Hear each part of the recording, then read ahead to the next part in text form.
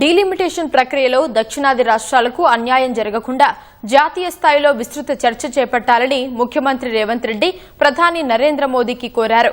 ఈ మేరకు ప్రధానికి లేఖ రాసిన రేవంత్ రెడ్డి డీలిమిటేషన్ పై అన్ని రాజకీయ పార్టీలతో భేటీ ఏర్పాటు చేయాలన్నారు. అన్ని రాష్ట్రాల అభిప్రాయాలు, రాజకీయ పార్టీల ఏకాభిప్రాయంతోనే డీలిమిటేషన్ పై ముందుకెళ్లాలని విజ్ఞప్తి చేశారు. చట్టసభలో మహిళా కోటాను వెంటనే అమలు చేయాలన్న రేవంత్ రెడ్డి ఈ అంశాన్ని లోక్సభ సీట్ల పెంపుతో ముడిపెట్టకూడదని కోరారు. లోక్సభ సీట్లను 850కి పెంచే ప్రతిపాదనను కేవలం జనాభా ప్రాతిపదికన చేపడితే దక్షిణాది రాష్ట్రాలకు అన్యాయం జరుగుతుందని లేఖలో తెలిపారు. అందుకే జనాభా నియంత్రణ, ఆర్థిక వృద్ధి సాధించిన రాష్ట్రాలు నష్టపోకుండా హైబ్రిడ్ మోడల్ను అనుసరించాలని సూచించారు. ఇప్పుడు పెరగనున్న నియోజకవర్గాల్లో సగం సీట్లు జనాభా ప్రాతిపదికన పెంచి మిగిలిన సగం సీట్లను జీఎస్డీపీ ప్రాతిపదికన పెంచాలని కోరారు.